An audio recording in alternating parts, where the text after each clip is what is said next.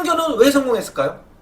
강남이 없었더라면 판교도 성공 못했습니다. 이 대장동도 똑같습니다. 다르지 않습니다. 대장동 개발에서의 가장 중요한 포인트는 바로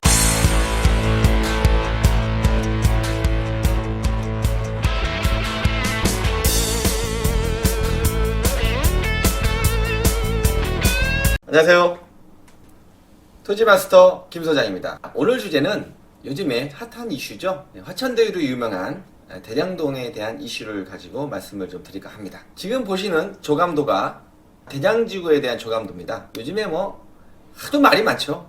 아주 시끌벅적합니다. 대한민국을 떠들썩하게 만들고 있는 이슈인데, 저희는 정치 유튜브 채널이 아니기 때문에 정치적인 부분은 삼가하도록 하고요. 오로지 부동산적인 관점에서만 말씀을 드리도록 하겠습니다. 여기서 한 가지 유념하셔야 되는 부분이 있는데요.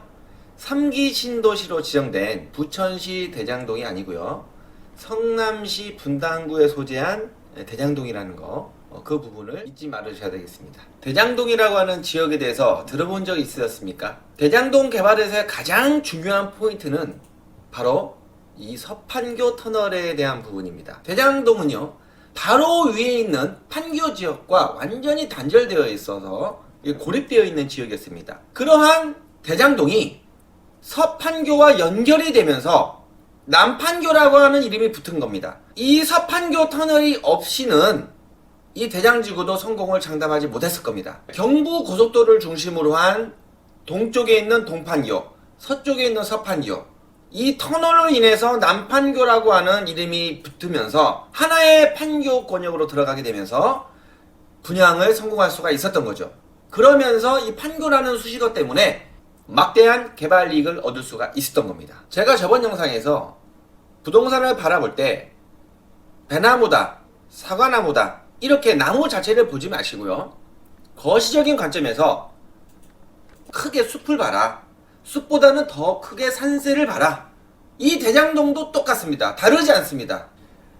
크게 바라보면은 왜 판교가 성공할 수밖에 없었고 왜 이 대장지구가 성공할 수밖에 없었는지가 보입니다. 판교는 왜 성공했을까요? 강남이 없었더라면 판교도 성공 못했습니다. 판교 테크노밸리는 이 강남과의 접근성이 좋았기 때문에 그로 인한 후광 효과에 의한 성공이 있었던 겁니다. 대장지구도 마찬가지입니다. 이 서판교 터널로 인해서 연결되었기 때문에 이러한 개발 이익을 얻을 수가 있었던 거죠. 만약에 대장지구가 단절이 된 상태에서 개발됐었다면 전혀 다른 양상이 나타났을 겁니다. 자, 하나의 예로 1기 신도시, 2기 신도시의 아파트 땅 매매 가격입니다. 2018년 4월 기준으로 해서 파주는 846만원입니다. 판교 같은 경우는 2276만원이었습니다. 그런데 이 아파트 가격이요, 2018년 11월, 그러니까 7개월 뒤죠. 판교의 평당 아파트 값이 3,308만원으로 뛰게 됩니다. 판교에 비해 다른 지역의 아파트 가격은 크게 변화가 없음을 보실 수가 있습니다. 2019년 8월 9개월 뒤에 아파트 가격이 3,420만원 뛰게 됩니다. 자, 이것은 무엇을 말할까요? 이렇게 판교라는 지역이 다른 지역에 비해서 월등하게 아파트 값이 뛸 수 있었던 이유는 바로 강남과의 접근성입니다. 강남이 없는 판교는 생각할 수가 없죠. 누가 저에게 부동산을 단 한마디로 표현하면 뭐라고 하고 싶습니까? 라고 물으신다면 저는 입지만 좋다라면 그 당시에 큰 변화가 없을지라도 어느 순간 크게 변할 때가 오게 됩니다. 빛을 발하게 될 때가 온다는 거죠. 그게 바로 입지가 가지고 있는 잠재력이라고 하는 건데요. 나무만 보지 말라고 했습니다. 판교 테크노밸리가 들어간다, 대장지구가 들어간다, 이게 중요한 게 아니라고 했습니다. 이러한 지역과 연계성이 중요한 거죠. 연계성이라고 하는 것은 무엇이냐면 도로나 철도나 연육교나 기반시설을 통해서 인구들이 들어올 수 있는 이러한 연계성이 중요한 겁니다. 자, 여러분들, 정작 태풍의 눈은 고요하지요. 하지만 그 주변 영향력은 상당히 큽니다.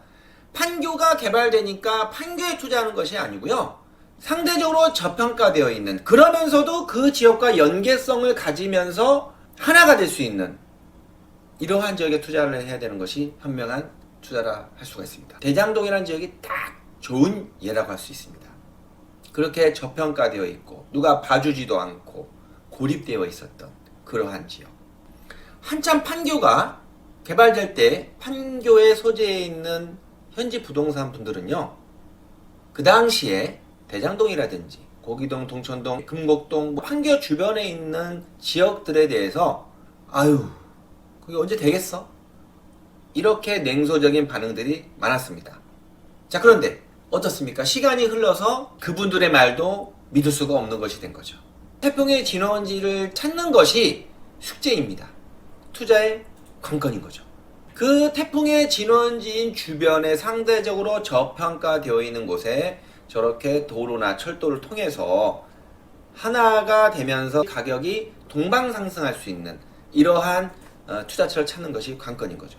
이런 대장동 같은 지역을 여러분들께서 아셨다라면 투자 안 할 사람이 누가 있었겠습니까?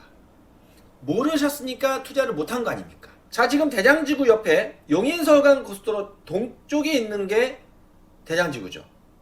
용인서울간 고속도로 서쪽 편에 또 그 영향력이 갈 것이며, 또 대장지구는 분당으로 연결되는 이 동막로를 통해서 동원동이라든지 금곡동이라든지 이런 쪽으로 또 자연 발생적인 압력이 전달되면서 이 주변 일대도 향후 곽감받는 투자처가 되는 것입니다. 그런데 어떻습니까? 지금 또 하나만 못하는 거죠.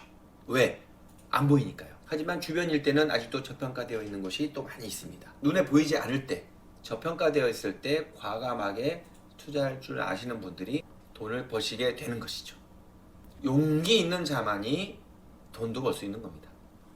아산만도 마찬가지입니다. 신항이 건립된다라고 해가지고 평택 지역에 투자하는 것이 아니고요. 상대적으로 저평가되어 있는, 하지만 연계성을 가질 수 있는 이런 부분.